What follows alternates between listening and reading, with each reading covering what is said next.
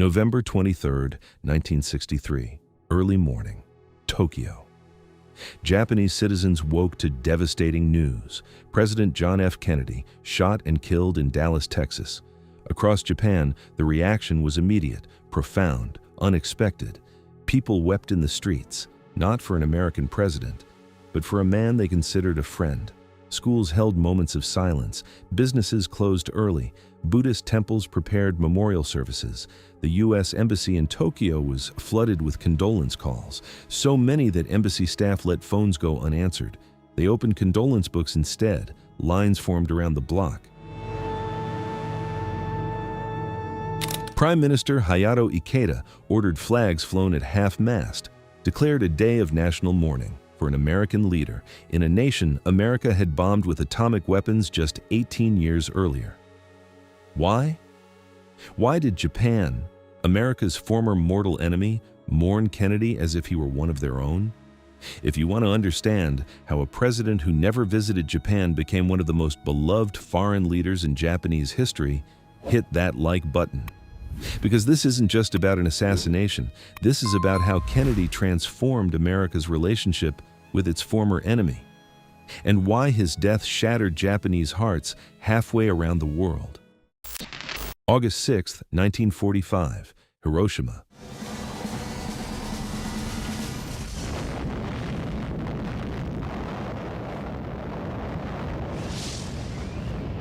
August 9, 1945, Nagasaki. 2 atomic bombs, over 200,000 dead. Japan surrendered 6 days later. For the next 7 years, Japan lived under American occupation. General Douglas MacArthur ruled as supreme commander.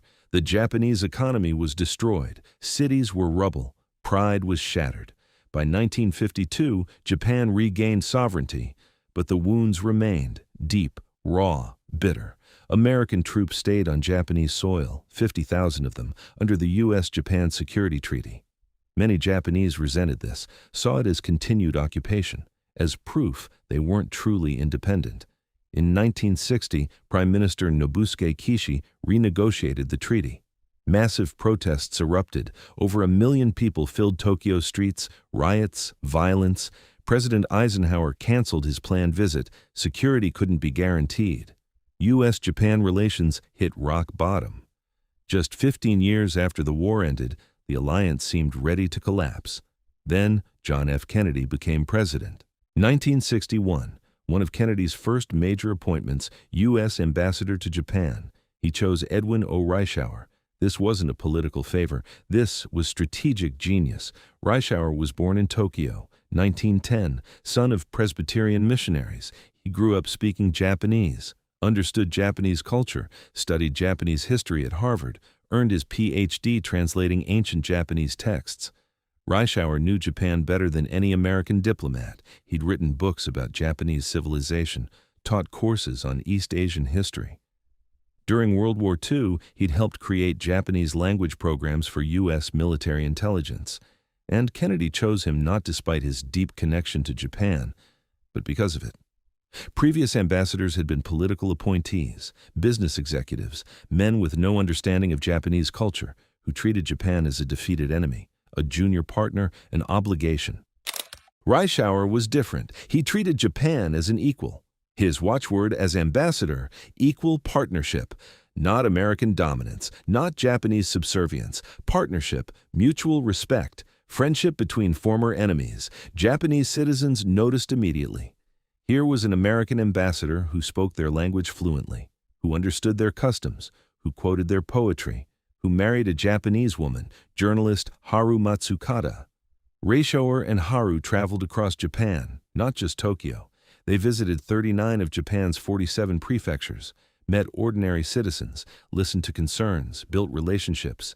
This was unprecedented. American ambassadors didn't do this. They stayed in Tokyo, met with government officials, kept their distance. But Reischauer believed understanding came from connection, and Kennedy supported him completely.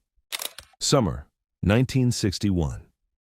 Kennedy invited Japanese Prime Minister Ikeda to Washington for a summit meeting. Reischauer had advocated for this, pushed for it. Kennedy agreed. The summit was a success. Kennedy treated Ikeda as an equal, a partner, not a subordinate. This mattered enormously to the Japanese. After years of feeling like America's junior ally, or worse, its client state, Japan was being treated with respect. Kennedy's vision was clear. Japan wasn't just a military ally. It was an economic powerhouse, a democracy in Asia, a bridge between East and West. And Kennedy wanted Japan to know America valued that partnership. Reischauer worked to arrange a return visit. Kennedy would become the first sitting U.S. president to visit Japan. Initial preparations were made. The trip was scheduled. But Kennedy was assassinated before he could go. Why did Kennedy resonate so deeply with the Japanese people? Youth. Kennedy was 43 when he took office, young, energetic, charismatic. A stark contrast to the aging generals and conservative politicians of the war generation. Japanese young people, the post-war generation, saw themselves in Kennedy, forward-looking, optimistic, determined to move beyond the past. Vision, Kennedy spoke about the future, space exploration, the new frontier, peace through cooperation, not military domination, but mutual progress. This appealed to a nation rebuilding from devastation. Japan wanted to look forward, not backward. Family, Jackie Kennedy, Caroline and John Jr. The glamorous first family captured Japanese imagination. Magazines covered them constantly. The youth, the style, the elegance. Most importantly, Kennedy treated Japan with respect, not as a defeated enemy, not as a Cold War pawn, but as a valued partner. 1 week before his assassination, November 15, 1963, a book was published in Japan. Kennedy's Messages, 1963. A collection of his speeches, edited by Edwin Reischauer, designed specifically for the Japanese market. The timing was tragic. The book came out 7 days before Dallas, but it showed Kennedy's commitment. He was actively engaging with Japan, speaking to them, planning to visit them. Japanese citizens felt seen, valued. After years of feeling like America's defeated enemy, Kennedy made them feel like America's respected friend. November 25, 1963. Kennedy's funeral in Washington. Via satellite, Relay 1, the funeral was broadcast to Japan. An estimated 300 million people worldwide watched. Millions in Japan stayed awake through the night, because of the time difference, to witness it. They saw Jackie Kennedy in black, young John saluting, the riderless horse, the eternal flame at Arlington. Japanese commentators provided narration, explaining American funeral customs, translating the prayers, describing the symbolism. For many Japanese, this was their introduction to American mourning rituals, and they found common ground. Grief transcends culture. Loss is universal. Ambassador Reischauer attended the funeral in Washington, representing Japan's grief alongside America's. When he returned to Tokyo, he found a nation still in mourning. Memorial services continued for weeks. Condolence books remained open at the embassy. Letters kept arriving. Kennedy never visited Japan, but his impact was profound. He appointed an ambassador who understood Japan, who treated Japanese citizens with respect, who believed in partnership. He invited Japan's prime minister to Washington as an equal, not a subordinate. He planned to become the first sitting president to visit Japan, to personally demonstrate America's commitment to the alliance. And though he died before that visit could happen, his vision lived on. The Kennedy-Reischauer approach to Japan became the template. Future administrations built on it. The U.S.-Japan alliance grew stronger. Economic ties deepened. Cultural exchanges flourished.